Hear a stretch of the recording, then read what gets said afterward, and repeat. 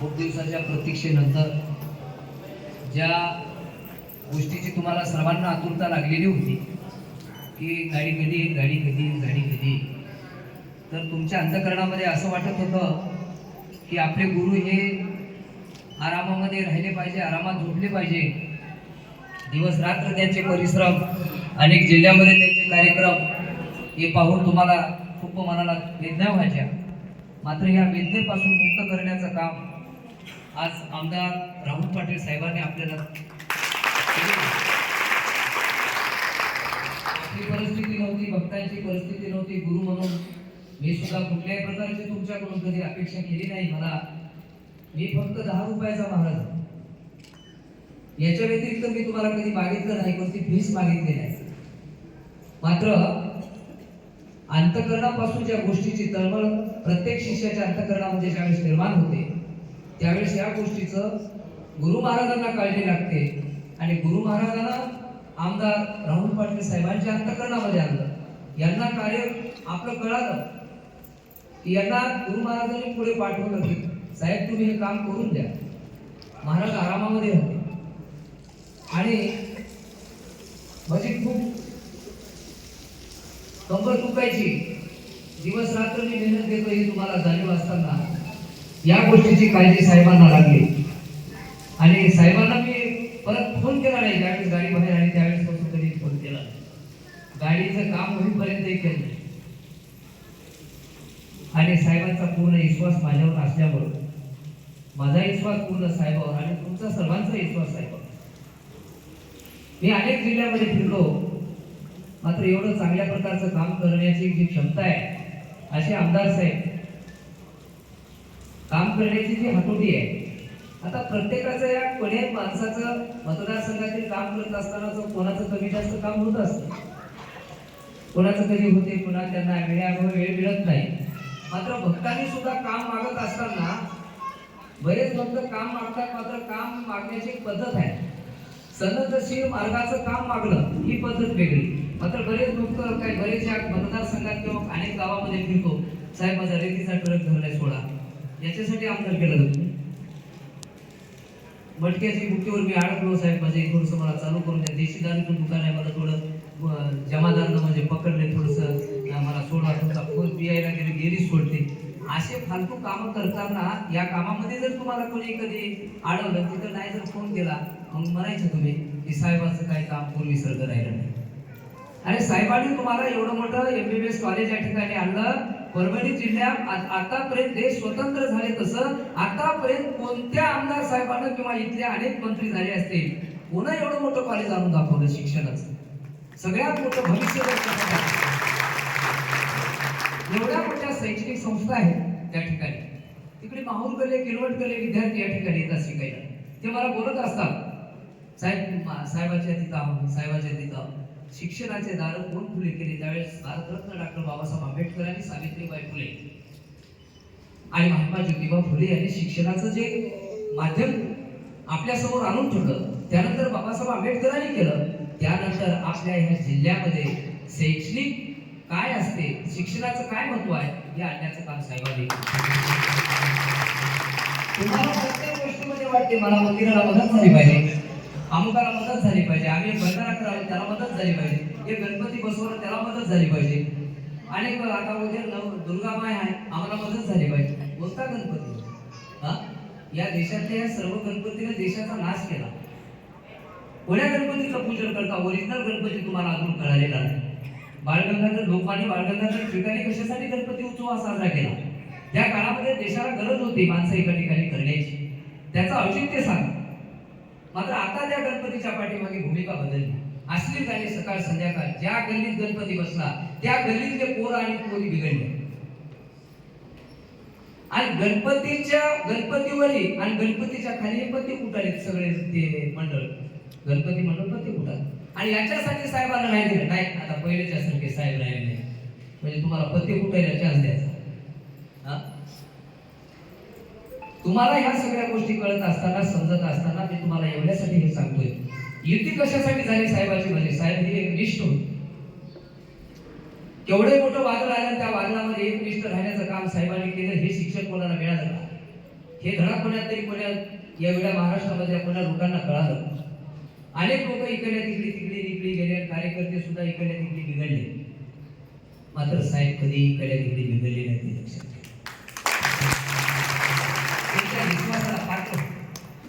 विश्वासाला पात्र असणारा माणूस. मी कुठल्याही देशामध्ये कुठेही जाऊ द्या, महाराज अनेक ठिकाणी सत्य घेतले असतील, वाघा बरोबर घेतले, अनेक देवस्थानाच्या ठिकाणी घेतले असतील. मात्र दत्त महाराजाच्या व्यतिरिक्त कुठं मुंडक झुकिलो का हे सांगा तुम्हाला. कुठे गेला का तुमचा गुरु बाजूला? तसंच साहेबांनी एवढ्या मोठ्या आघातामध्ये एवढी परिस्थिती असताना या परिस्थितीमध्ये इकडे तिकडे काही केलं नाही. हे होय निष्ठा. 4 गोष्टीची नितांत गरज आहे मनुष्य जन्मामध्ये. पहिलं सत्य पाहिजे, दुसरं विचाराची गरज आहे, तिसरं निश्चय पाहिजे, आणि चौथा विश्वास आहे. याच्यावर माणसाची पायाभरणी आहे. आज जरी दिवस नसतील, पुढचे दिवस येणार आहे. ज्या दिवशी या पुढचे दिवस येतील त्या दिवशी हे लाल दिव्याची गाडी साहेबाला भेटणार आहे. आता येणार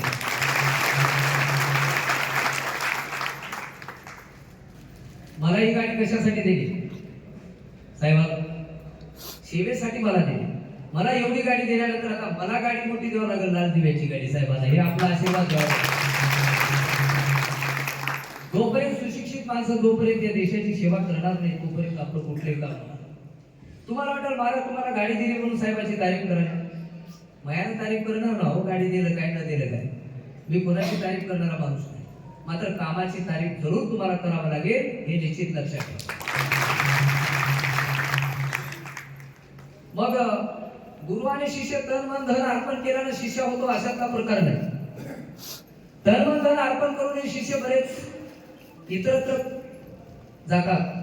मात्र साहेब ज्यावेळेस मला गुरु मानले, हे म्हणजे शिष्य आहेत, आणि शिष्याने जर मला गाडी देत असेल तर बाजू घेणं, एखाद्या पक्षाची बाजू घेणं म्हणतात का या गोष्टीला? नाही, हे लक्षात असू द्या. अनेक महाराज या देशामध्ये निर्माण झाले. त्या देशामधलं महाराजांचं वक्तव्य पाहत राहतो मी. कोण्याही धर्माबद्दल काहीतरी बोलत असतात. मुस्लिम धर्माबद्दल मागं काहीतरी एखाद्या महाराजानं गरळ होती.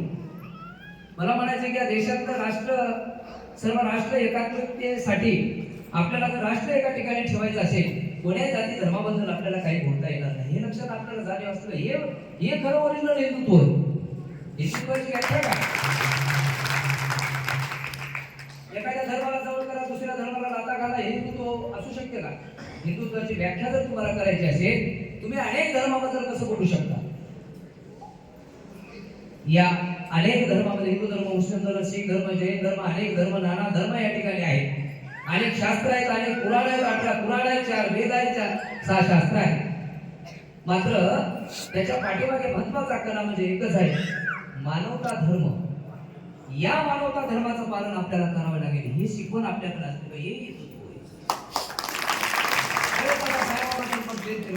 नाही साहेबांना आता हिंदू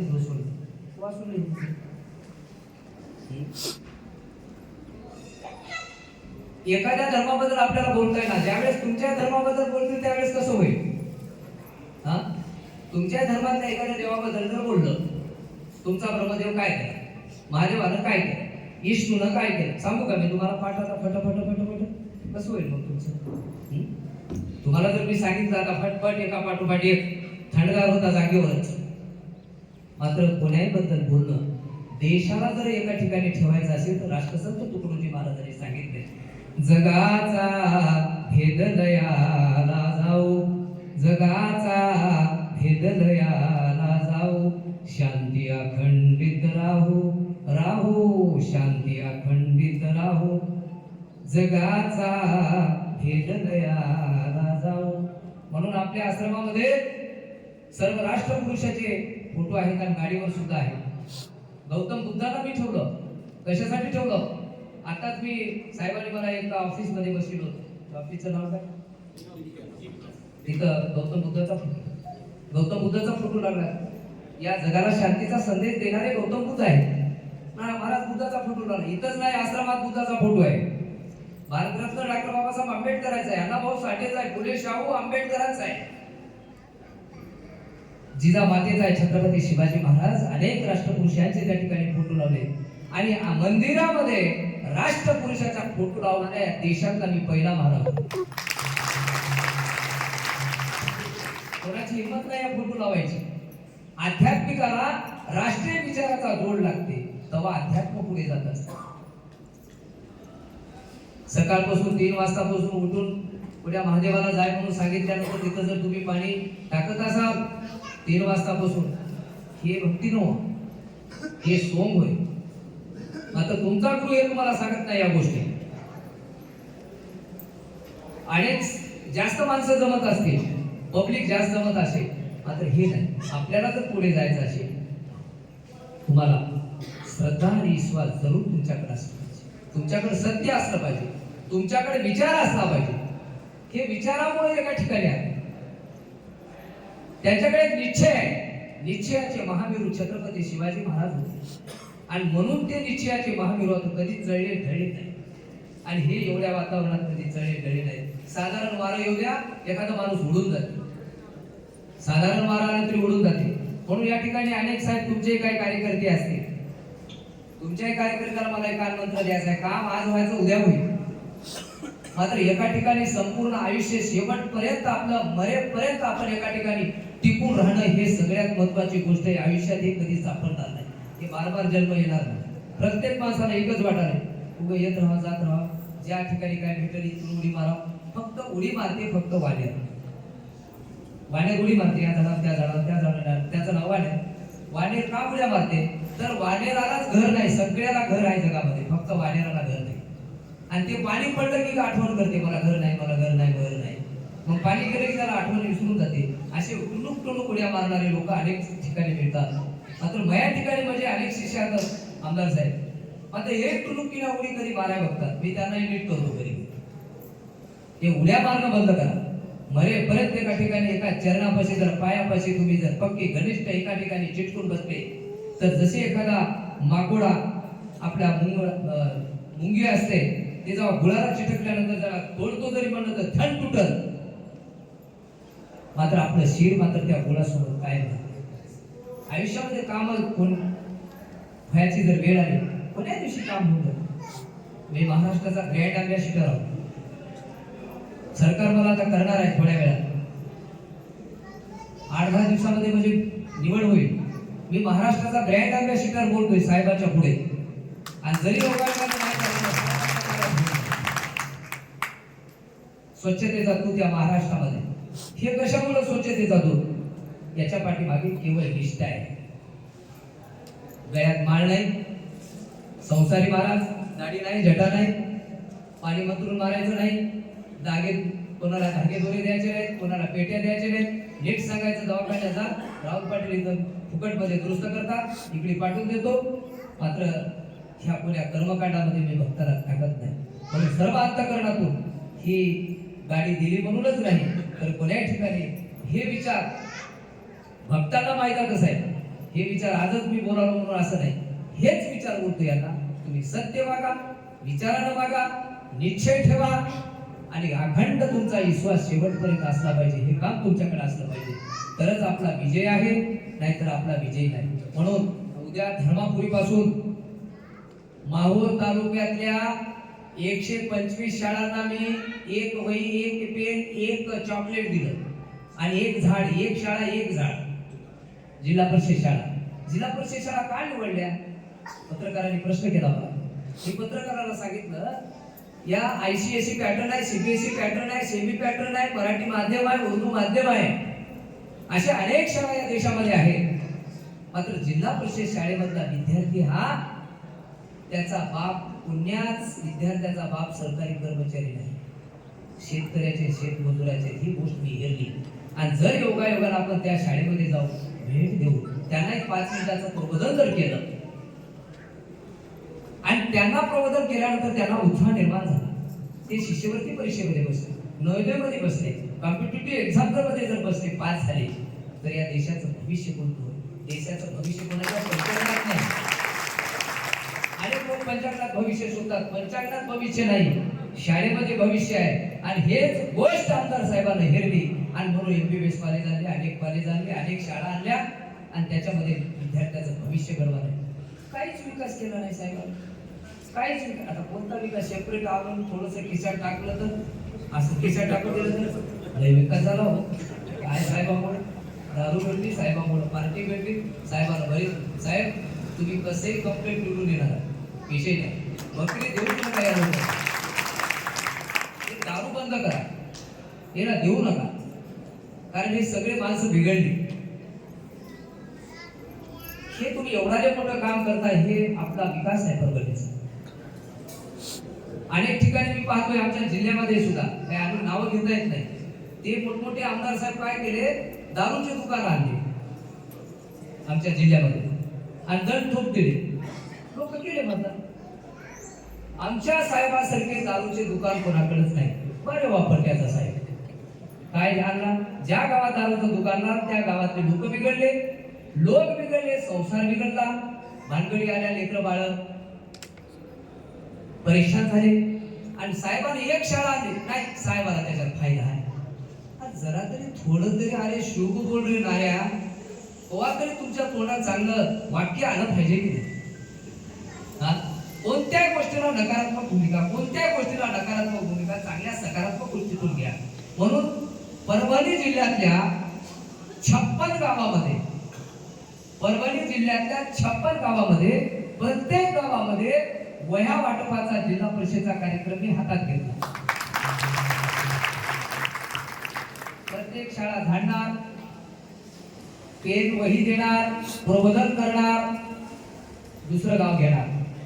मग तुम्हाला वाटत महाराज आता साहेबाचा प्रचार करणार, मी पण मतदान करणार.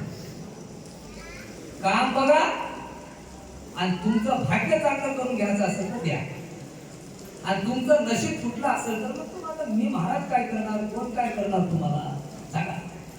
त्याच्यासाठी तुम्ही चांगली माणसं निवडा, अंतःकरणातून पहा, काम पहा. आणि आता उद्या झंझावात धर्मापुरी पासून सुरू होणार आहे. आमचे जयस्वाल शेठ या ठिकाणी आहेत, दुसरं गाव नानाजी टाकळी, कुंभकर्ण टाकळी. आता प्रत्येक गावामध्ये ते मतदारसंघ झाला, जिल्हा परिषद झरी आहे, बोबडे टाकळी, सावंगी, असे अनेक गावं भक्ताचे आहेत. भक्तही म्हणू लागले मला त्या गावात वाटलं, या गावात वाटलं, ठीक आहे बाबा तुमच्याकडे येतो. योगायोग आजारा गाडी आली, आराम आहे, गाडीत पुस्तकं ठेवतात, वया ठेवतात, वाटप सुरू होते आणि लगातार हे सुरू. आणि आजच्या देशोन्नतीला बातमी पहा, बातमी लागली आहे. आणि आता सगळ्या पेपरला एक एक उद्यापर्यंत सगळ्या बातम्या येतील. आणि नांदेड जिल्ह्यामध्ये माझं खूप दिवसापासूनचं कार्य आहे. तुम्हाला वाटलं आताच कार्य करायला काही, आताचं कार्य नाही, हे खूप वर्षाचं कार्य आहे. जिल्ह्यातले सगळे चव्हाण साहेबांपासून संपूर्ण पक्षाचे कार्यकर्ते माझ्या समवेत. आणि आजही आपण हे सर्व काम करून आज भक्तार्पण सोहळा, आज गुरु महाराजांची गाडी पाहण्यासाठी तुम्ही आलात. आणि साहेबांना हे आपलं कार्य ओळखून आपल्याला दिलं. साहेबांची इच्छा नाही, गुरु असल्यामुळं हे असं कोणाला सांगावं करावं अशी साहेबांची भावना कोणतीच नाही.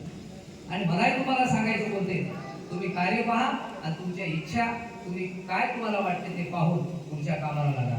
सद्गुरु महाराज की जय. आदरणीय आमदार डॉक्टर राहुल पाटील साहेब त्यांना अशी विनंती करतो की आपण मनोगत घेऊ. साईनाथ महाराज की जय. आजच्या या साईनाथ महाराजांच्या आशीर्वादानं आज आपल्या या परिसरामध्ये त्यांच्या लोकांसाठी घेतलेल्या गाडीचं लोकार्पण आज करण्यात आलेलं आहे. आणि खऱ्या अर्थानं साईनाथ महाराजांचा आशीर्वाद सातत्यानं आपल्या सर्वांवर असल्यामुळे आज हे सगळ्या गोष्टी घडलेल्या. महाराजांना त्यांचं कार्य बघूनच महाराष्ट्र शासनानं आता ब्रँड अँबॅसेडर सुद्धा करण्याचा निर्णय घेतला. आमचे गुरु कसे असले पाहिजे तर साईनाथ महाराज सारख्या गुरु म्हणले की फार मोठ्या गळ्यात लाकेट, हातात काय असं असताना हातामध्ये झाडू आमच्या गुरुच्या. आणि गुरु काय करे, निघाले सगळीकडे स्वच्छता करे.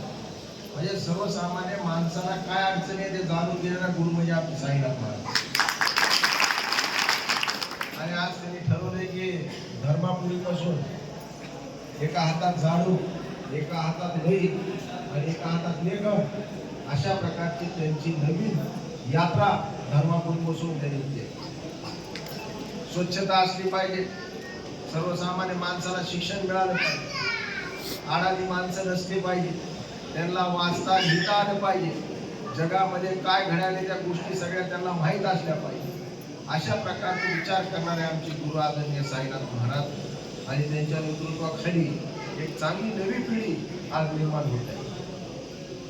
निर्व्यसनी कसल्या प्रकारचे व्यसन नसणारे लोक त्यांच्या बरोबर आहेत. सर्वसामान्य माणसाचे गुरु म्हणून कोणाकडे बघितलं जातं तर साईनाथ महाराजांकडे.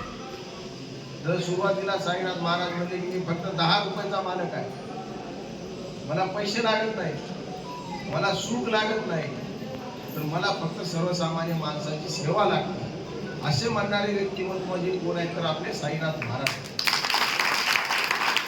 आणि त्यांच्या नेतृत्वाखाली एक समाज वेगळ्या दिशेने जातोय. निश्चितच भविष्यामध्ये सुद्धा त्यांच्या आशीर्वादानं आपण सर्वांनी एक चांगलं कार्य समाजामध्ये कसं उभा करता येईल त्यांच्याकडे बघून आपण केलं पाहिजे. एवढंच या निमित्तानं सांगतो. परत त्यांचा महाराज तुमचा आशीर्वाद आमच्या सर्वांवर अशा प्रकारचा असू द्या, एवढंच या निमित्तानं सांगतो. परत एकदा ईश्वर आपल्याला खूप मोठी शक्ती देव समाज कार्य करण्याची आणि आपल्याला सदायुष्य लाभो एवढीच ईश्वरचरणी प्रार्थना करतो आणि थांबतो. जय साईनाथ महाराज की जय. आपल्या सर्वांना विनंती करतो की भोजनाची व्यवस्था केलेली आहे. आपण सगळ्यांनी